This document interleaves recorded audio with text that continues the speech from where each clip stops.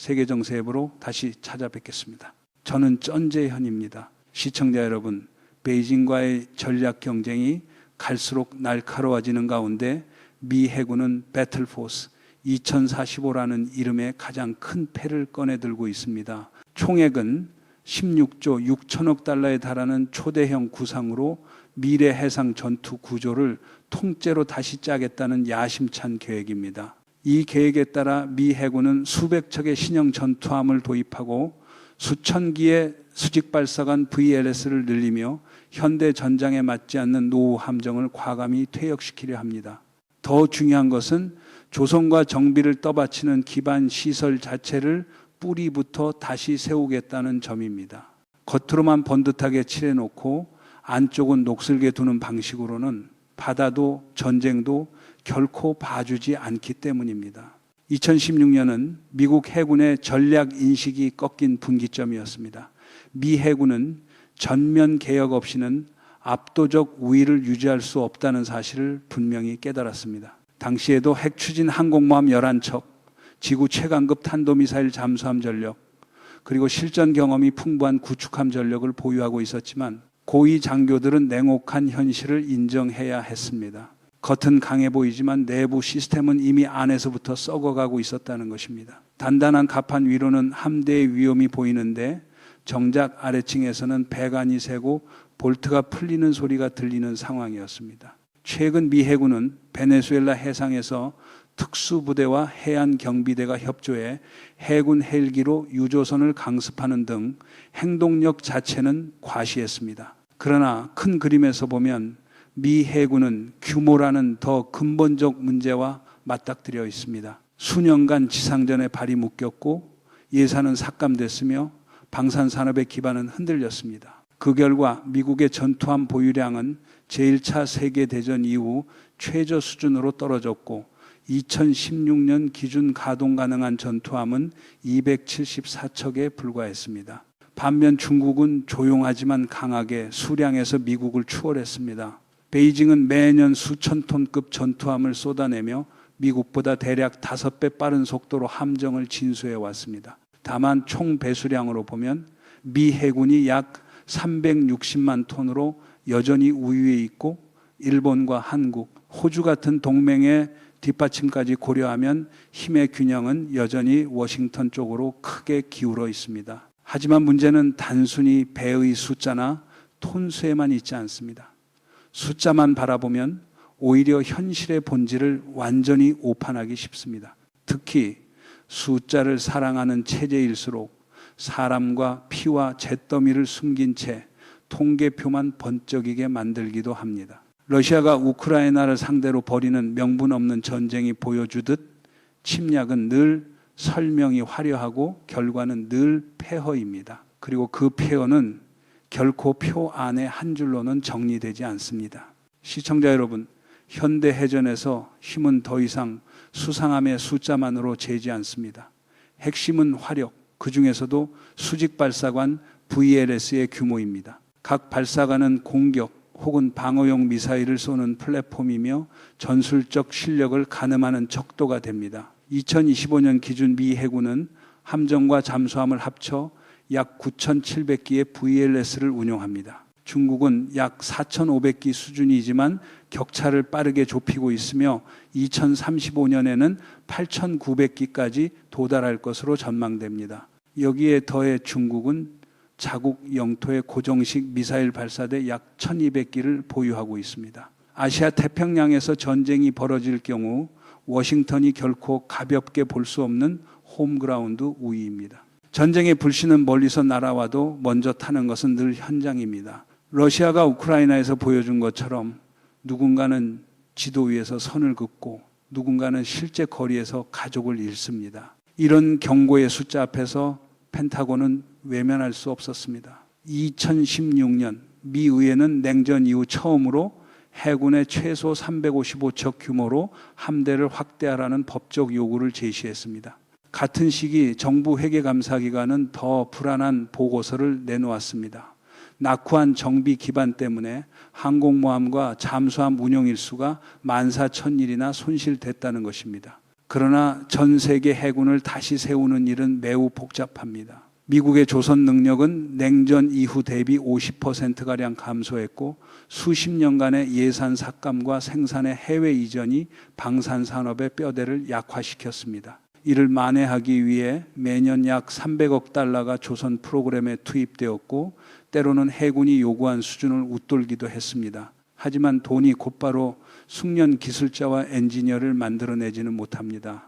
신규 잠수함급을 제대로 양산하려면 최소 10만 명의 전문 인력이 추가로 필요합니다. 전쟁은 버튼 하나로 시작할 수 있을지 몰라도 산업은 버튼 하나로 자라지 않습니다. 러시아가 총동원이라는 단어를 남발해도 전장의 현실이 달라지지 않듯이 말입니다. 게다가 현대화 과정은 초기에 삐끗했습니다.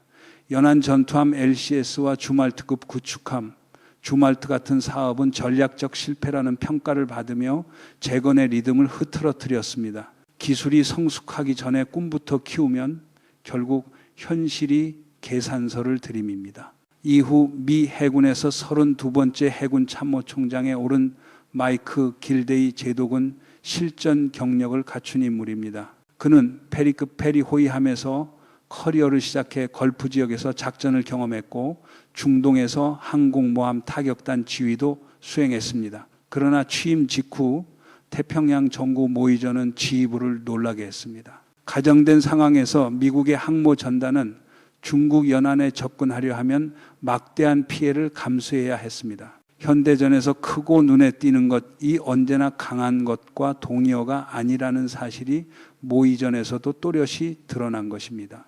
이 때문에 펜타곤 내부 문서 오버매치가 나오게 됩니다. 기존 방식대로라면 함대 전체가 쉽게 타격받는 표적이 될 수 있다는 결론이었습니다. 이를 인식한 길데이 제독은 DMO라는 새로운 교리를 밀어붙였습니다. 전력을 넓게 분산해 화력을 여러 지점에 흩어두는 분산 해양 작전 개념입니다. 대형 함정에 집중하기보다 작은 전투 노드들로 구성하고 각 노드가 수천 킬로미터 거리에서 미사일을 발사할 수 있도록 네트워크를 만드는 방식입니다. 한 번의 일격으로 전력을 통째로 마비시키기 어렵게 만드는 구조입니다. 말하자면 한 방이면 끝이라는 과장된 자신감에 기대는 시대는 지났습니다. 러시아가 우크라이나에서 며칠이면 끝을 외치다가 몇 년의 수렁으로 빠진 장면이 그 교훈을 값비싸게 증명하고 있습니다. 하지만 DMO는 충분한 함정이 없으면 굴러가지 않습니다. 여기서 재건 전략은 진짜 시험대에 올라섭니다. 돈과 정치적 결심이 중국이 전략적 우위를 확보하기 전에 새로운 함대를 만들어낼 만큼 충분한가? 이 질문입니다. 충격적인 모의전과 펜타곤 내부 논의 끝에 미 해군은 역사적 결정을 내립니다. Battle Force 2045라는 설계를 통해 함대 구조 전체를 다시 세우겠다는 것입니다. 길데이 제독의 지휘 아래 이 계획은 중국이 수량과 성장 속도 모두에서 미국을 앞설 위험에 대한 직접적 대응이었습니다. 초기 목표는 유인 전투함 500척이었지만 산업 역량을 재평가한 뒤 381척의 유인 함정과 약 150개의 무인 플랫폼을 결합하는 형태로 조정됩니다. 구성은 다음과 같습니다. 잠수함 78척, 소형 전투함 75척, 상륙함 약 52척, 구축함 96척, 호위함 56척, 그리고 핵추진 항공모함은 11척 수준을 유지합니다. 전략 배치 지도 역시 크게 바뀝니다. 미 해군은 전 세계를 7개 주요 함대로 나누고 각 함대가 광범위한 지리구역을 담당합니다. 태평양에서는 제7함대가 중국 대응의 핵심 전력으로 현재 약 1000기의 VLS를 보유합니다. 여기에 일본, 한국, 호주 등 동맹 전력까지 결합하면 이 지역의 VLS 총량은 약 4000기에 달합니다. 다만 전력이 분산될수록 전 세계적 존재감을 유지하는 부담은 커집니다. 여러 곳에 동시에 깃발을 꽂으려다 보면은 어느 곳에서도 충분히 두껍게 서지 못하는 위험이 생기기 때문입니다. 그렇기에 2025년 국가방위 전략은 처음으로 태평양과 서방구를 공식 우선순위로 올려놓고 중동에서 유럽까지의 과도한 분산을 줄이려 했습니다. 하지만 가장 큰 장애물은 여전히 시간입니다. 차세대 대형 구축함 DDG-X는 선체가 약 35% 더 커지고 VLS를 128기까지 탑재할 수 있는 설계지만 2032년 이전에는 건조가 본격화되기 어렵습니다. 그 사이 해군은 DMO를 유지하기 위해 더 작은 함정을 투입해야 합니다. 길데이 제독은 LCS와 줌월트에서 값비싼 교훈을 얻었습니다. 완성되지 않은 기술에 과도한 기대를 얹으면 결국 일정은 밀리고 비용은 폭증하며 전력화는 늦어집니다. 전쟁은 미래형 홍보 영상으로 이기지 않습니다. 러시아가 선전 영상으로 탱크를 늘려도 현실에서는 진흙과 드론과 대전 참무기가 지배하듯이 말입니다. 미래의 해군 전력은 더 이상 단일 대형 함정 중심이 아니라 분산된 여러 지점에서 화력을 모아 공격과 방어를 수행하는 클러스터형 네트워크로 이동합니다.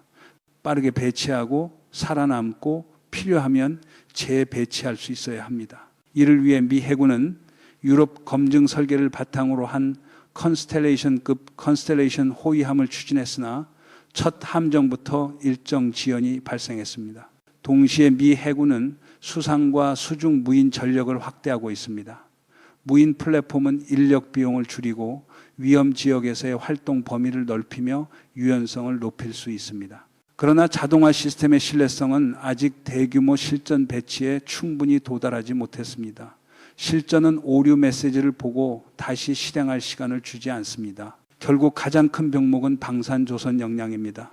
수십 년간 국내 투자를 줄이고 글로벌 공급망에 기대해온 결과 미국 조선업은 인력과 숙련도, 공장 가동 능력 모두에서 심각한 부족을 겪고 있습니다. 조선소는 과부하 상태인데 함대 확장 수요는 기하급수적으로 늘고 있습니다.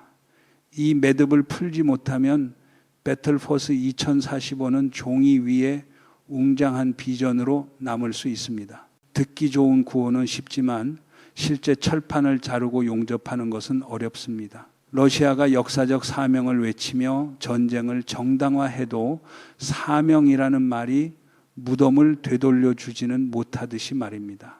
미 해군이 산업 역량 저하와 인력 부족으로 고전하는 동안 중국은 전례 없는 속도로 가속하고 있습니다. 수십 개의 현대 조선소, 방대한 노동력, 집중된 지휘 체계를 바탕으로 중국은 워싱턴보다 훨씬 빠르게 군함을 만들어냅니다. 중앙의 직접 지시와 국가 전략 투자, 장기 인센티브가 결합하면서 중국은 의회 예산과 민영화, 불안정한 글로벌 공급망에 의존하는 미 해군과의 격차를 크게 줄였습니다. 펜타곤 전문가들은 시간 자체가 전장이라고 경고합니다. 배틀포스 2045는 단순한 현대화가 아니라 해상 우위를 유지하기 위한 매년 매달의 달리기입니다. 초음속 미사일과 장거리 순항 미사일의 시대, 항공모함 전단은 여전히 상징적이지만 동시에 커다랗고 취약한 표적이 될 수 있습니다. 중국의 장거리 대함 체계가 발전할수록 미 해군은 항모 중심 단일 구조 의존을 줄이고 공격 잠수함과 전략 잠수함을 늘리며 무인 플랫폼과 분산 센서를 확대하고 일본과 한국, 호주 같은 동맹과의 연동을 강화해야 합니다. 연합은 선택이 아니라 생존의 기술이 되어가고 있습니다. 그럼에도 조선 산업의 현실은 계속 발목을 잡습니다. DDG-X는 2032년 이전에 실전 배치가 어렵고 컨스텔레이션은 비용 상승과 지연, 기술적 혼선의 고리를 끊지 못했습니다. 유럽 검증 설계를 바탕으로 했지만 미국 기준으로 바꾸는 순간 프로젝트는 개혁의 난맥상을 상징하는 사례가 되어버렸습니다. 기준은 늘었는데 속도는 줄고 비용은 더 늘었습니다. 2025년 새로운 해군 수뇌부가 즉각 전투 준비를 내걸며 굵직한 결정을 내립니다. 컨스텔레이션 프로그램을 취소한 것입니다. 이 전략 전환은 미국 조선 산업을 크게 흔들었지만 동시에 방향을 명확히 했습니다. 해군과 해병대는 네덜란드 실전 검증 설계를 기반으로 한 LSM 중형 상륙함에 자원을 집중하기 시작합니다. LSM은 수백 명의 해병과 장갑차, 보급품을 싣고 항만이나 복잡한 정치적 통로에 과도하게 기대지 않으면서도 태평양을 횡단할 수 있는 유연한 대안으로 기대됩니다. 중국이 군함을 대량 생산하는 상황에서 미 해군의 선택지는 더 이상 모든 것이 준비되길 기다리는 것이 아니라 지금 가진 것으로 즉시 움직이는 것입니다. 바다에서의 우위 경쟁은 말로 시작되는 것이 아니라 실제로 존재하는 함정으로 시작됩니다. 컨스텔레이션이 사라지자 미 해군은 빠르고 효율적이며 유연한 대안을 필요로 했고 그 중심에 LSM이 떠올랐습니다. LSM은 배수량 약 4,000톤, 길이 약 100m이며 준비되지 않은 해변에도 상륙할 수 있도록 선수램프 구조를 갖췄습니다. 복잡한 후방기지 없이도 즉시 병력을 투입할 수 있습니다.